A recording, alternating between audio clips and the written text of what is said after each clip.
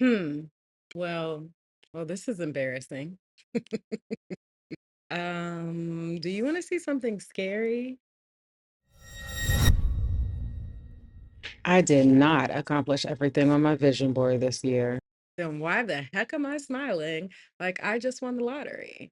Because in this video, I want to share with you why not accomplishing everything on your vision board is actually a good thing. Hey, I'm Rashidat, and I am a lifestyle coach for Black women, and I help us work less and live more. By teaching vision and life skills, I help you design and live a life that feels as good as it looks because we're so much more than our job titles and the roles that we play. So, on this channel, I share my journey to quit being a strong Black woman, practical tips to stop overworking, and how to build a life filled with joy, rest, and freedom. Plus, you'll catch my passions like good food, travel, dancing, self care, because life is about so much more than just the grind.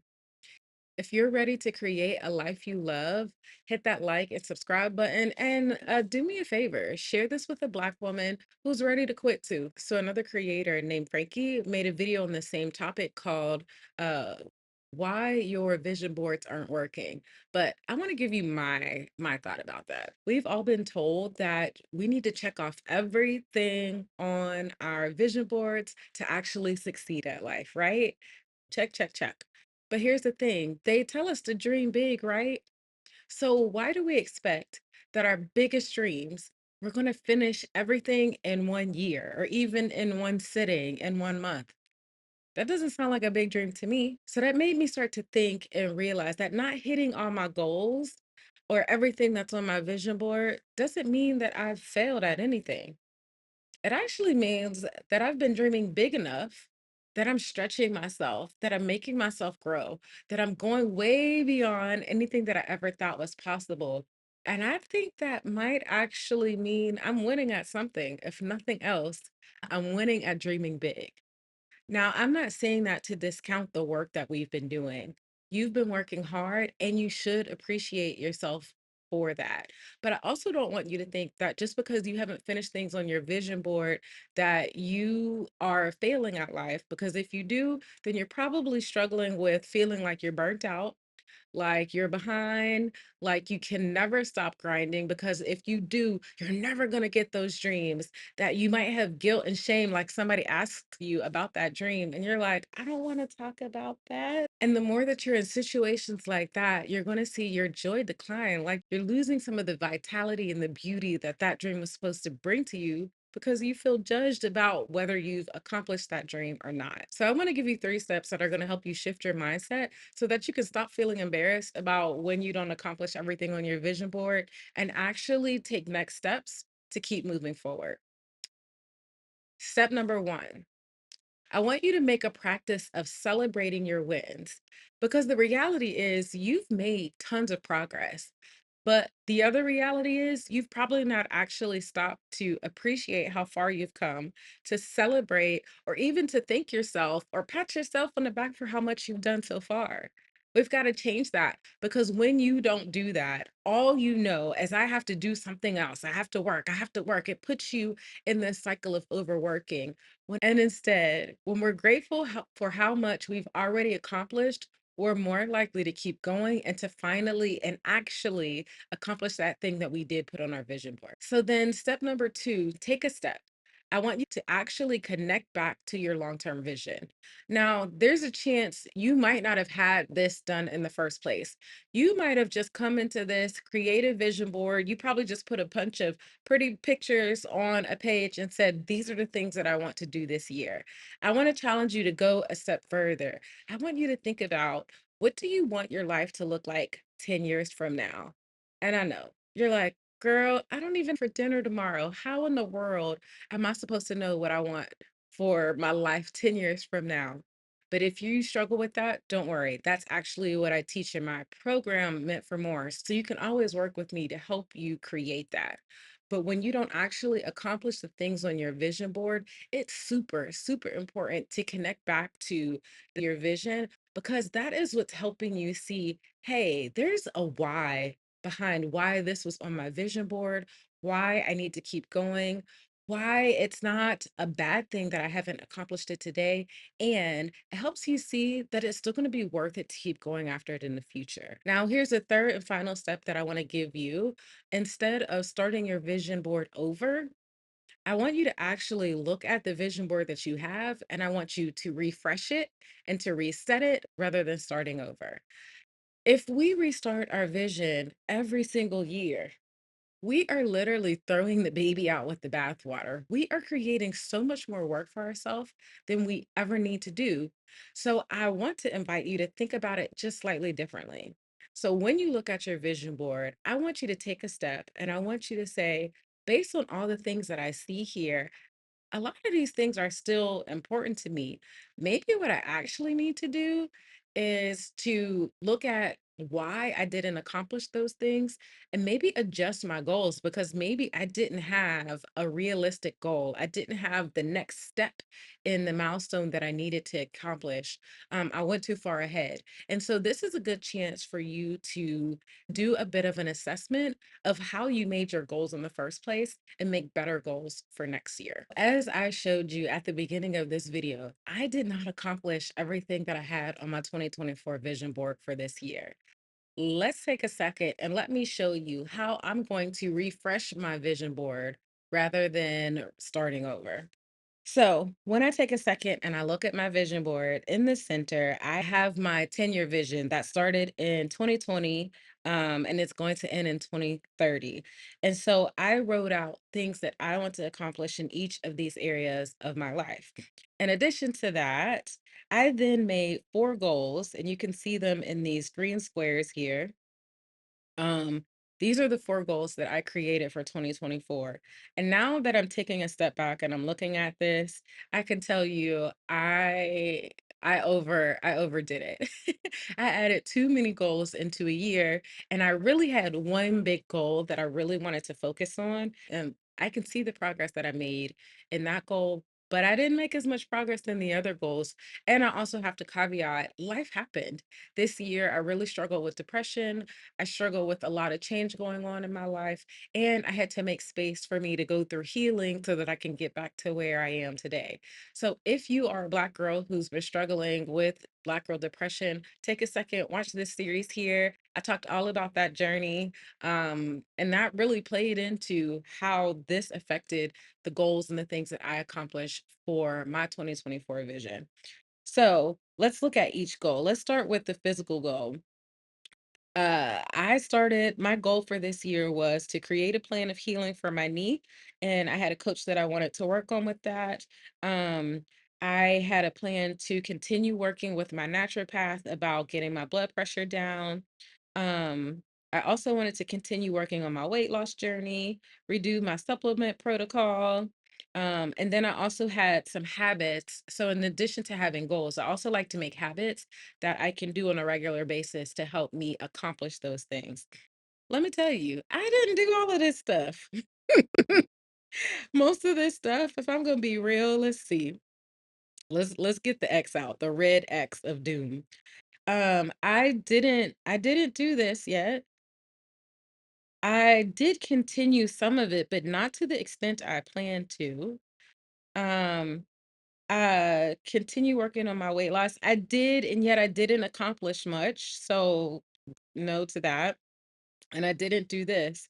I will say I didn't drink a gallon of hydrating liquids every day, but I did take a lot of work on this. So this is like a maybe on this one. I'm gonna do like a check X because it was like kind of I didn't really close my rings. Listen, I obviously didn't make a lot of time to prioritize this particular goal.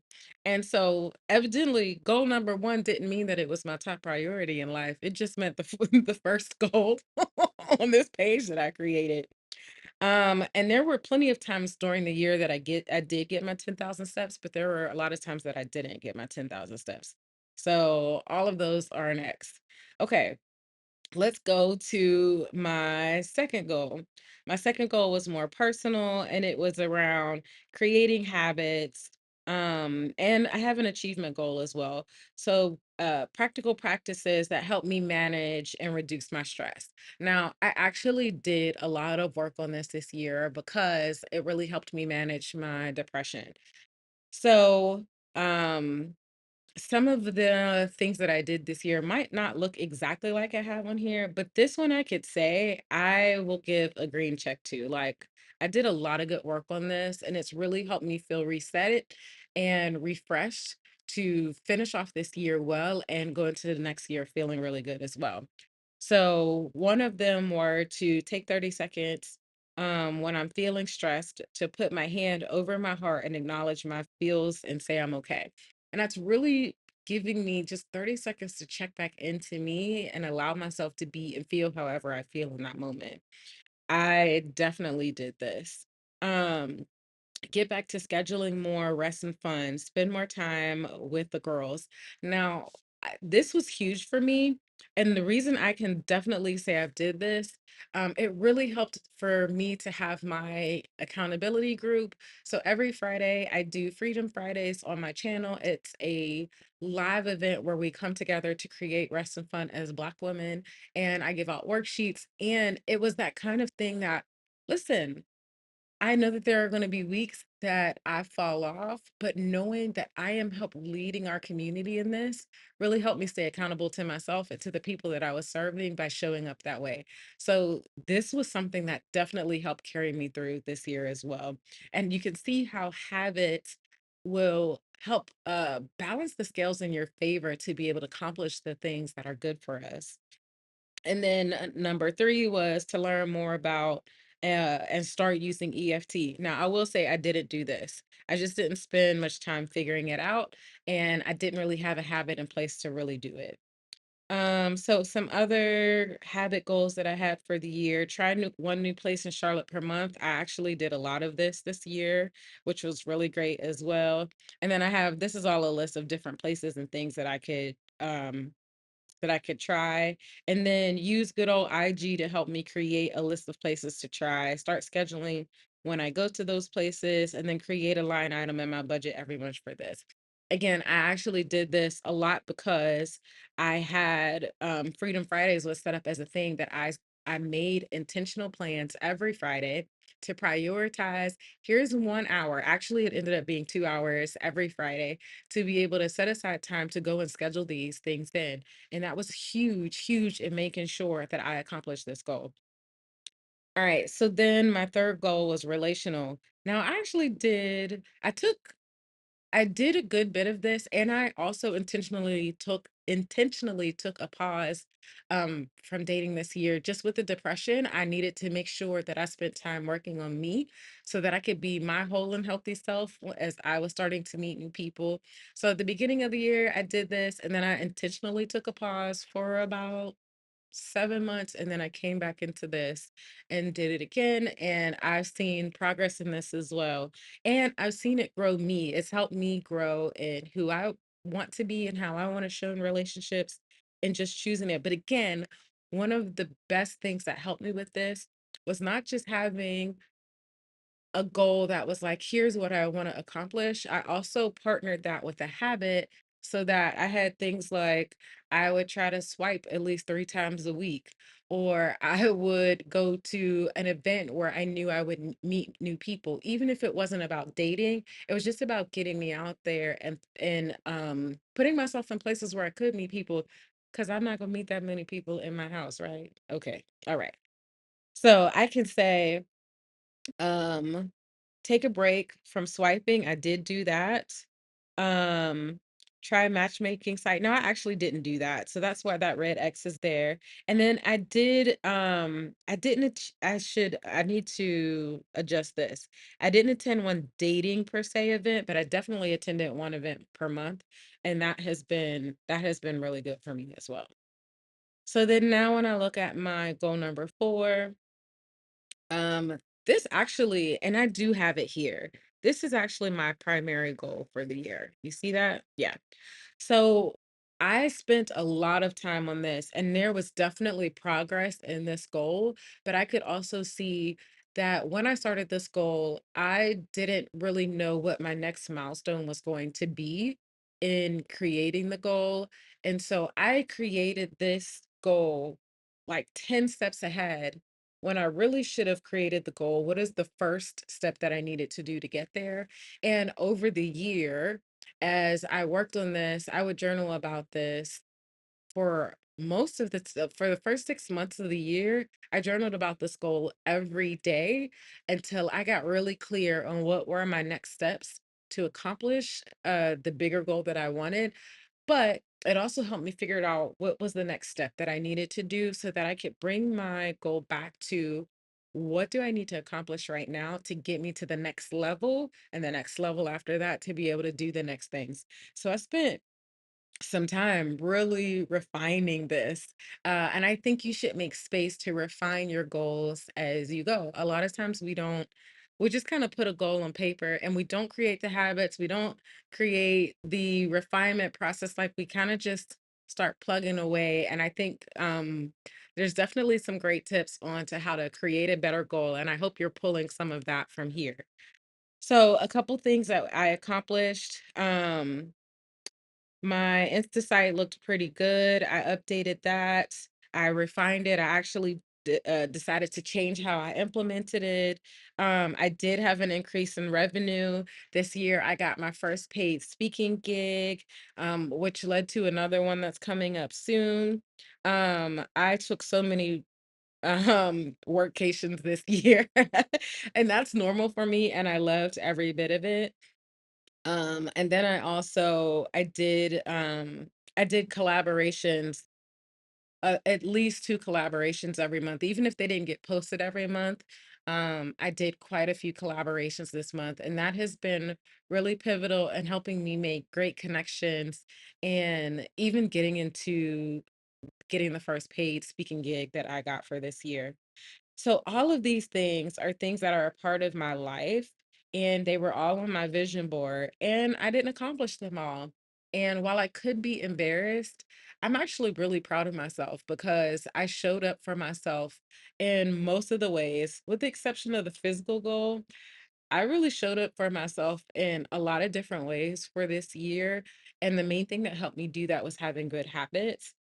And I also have big dreams that aren't going to be accomplished in just 1 year. The things that I want for my business are going to take some time. The things that I want to grow in relationally, evidently, they're taking some time too.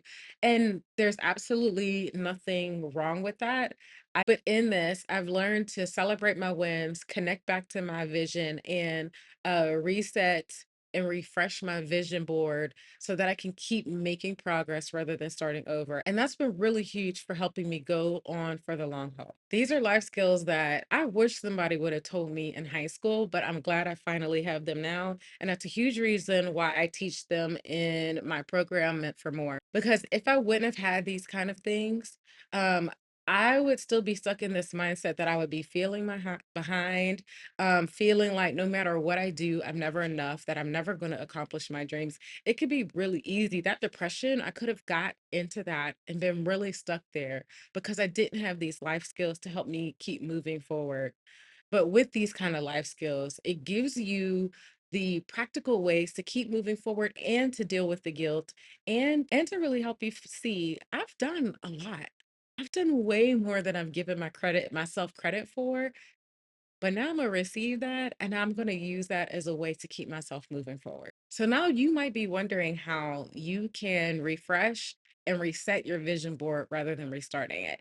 Check out this video right here. I'm going to walk you through the exact process beginning to end so that you can keep making progress towards your big dreams. See you in the next video.